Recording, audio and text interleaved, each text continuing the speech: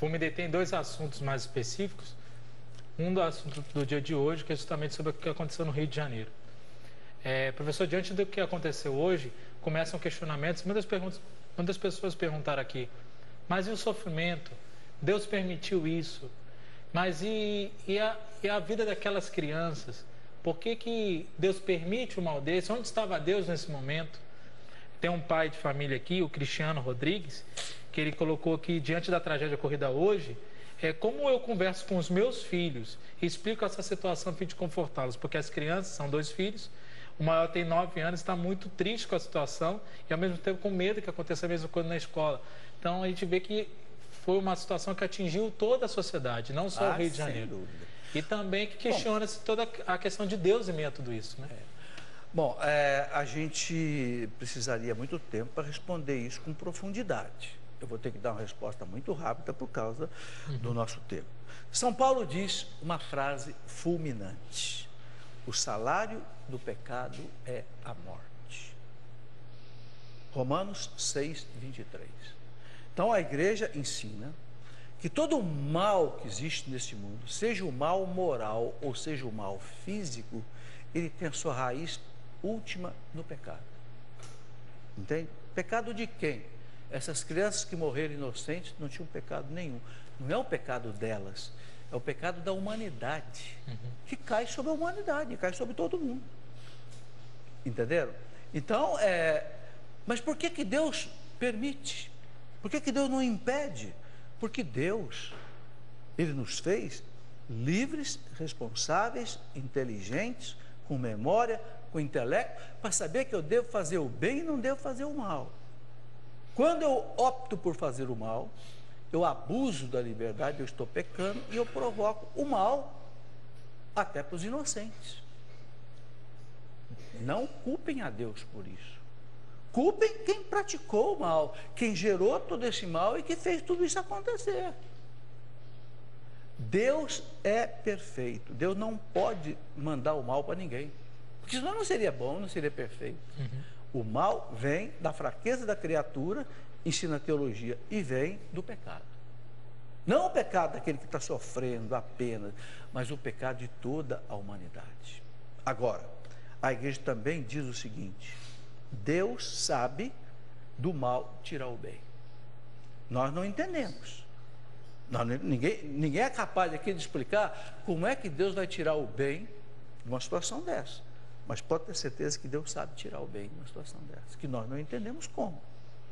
Né? A comparação que Dom Estevão fazia é o seguinte: hoje a gente vê os acontecimentos assim como uma pessoa que olha, por exemplo, para um belíssimo tapete persa, mas olha pelo lado do avesso.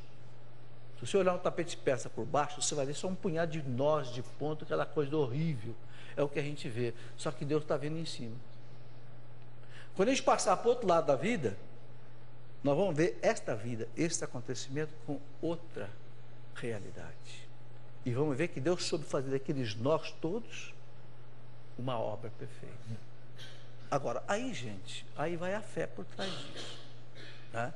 São Paulo que diz: tudo concorre para o bem daqueles que amam a Deus, mesmo algo aparentemente trágico. Primeiro, ninguém pense que Deus quis isso, que Deus mandou isso. Não.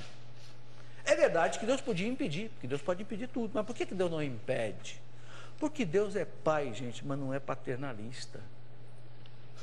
Deus não fica consertando os nossos erros, porque senão Deus tiraria a nossa liberdade. Nós não seríamos tão importantes como nós somos se Deus ficasse toda hora, entendeu? Consertando o meu erro. Eu faço uma besteira, Deus vai lá e conserta. Espera aí, esse Deus seria um Deus irresponsável. Você faz isso com seu filho? Quando seu filho faz uma coisa errada, você olha e passa a mão por cima da cabeça dele, você fala: não, você vai ser castigado. Você vai consertar isso aqui que você fez. Não é? Quantas vezes você não botou seu filho de um castigo porque ele faz uma coisa? Agora, Deus precisa corrigir. Agora, Deus não precisa mandar o castigo. O castigo já é fruto do próprio erro do pecador. É algo extremamente difícil, algo que Santo Agostinho desenvolveu, escreveu livros sobre isso. A questão do mal é complicadíssima. Agora, não se culpe Deus. Porque Deus não fez o mal e não mandou o mal. O mal é fruto da fraqueza da criatura, fruto do pecado e outras coisas. Não é fácil responder isso.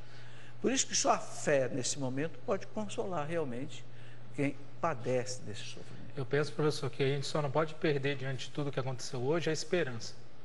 Era sobre o que eu refletia hoje, né? Porque semana passada a gente teve um testemunho tão bonito do pai daquelas meninas de Cunha, que perdoou o assassino de suas filhas. Ele esteve aqui ontem na Canção Nova, foi muito bom estar com ele. Um homem santo, um homem de Deus, um testemunho concreto de cristianismo. E a gente não pode se deixar abalar por uma coisa que é trágico, a gente fica perplexo, mas a gente não pode ficar desesperado diante disso. Quem fica desesperado não tem esperança. E eu tenho certeza, eu estou falando como carioca, como alguém que é daquela cidade, que não é à toa, que no ponto mais alto da cidade está o Cristo Redentor, e mais do que uma imagem de pedra, tem um sacrário nos pés daquela imagem. A gente tem que acreditar, Renan, que Deus sabe, na própria eternidade, consertar essas coisas. Claro. Porque essa nossa vida, gente, ainda que a gente viva 100 anos aqui, o que é isso perto de uma eternidade que não tem fim? Santo Agostinho dizia assim: de que vale eu viver bem se eu não puder viver para sempre? Eu não quero viver bem, eu quero viver para sempre. Então, mesmo essas vidas que foram ceifadas, que nós todos choramos, Deus saberá, na sua justiça perfeita, no seu poder infinito, dar a felicidade a essas pessoas.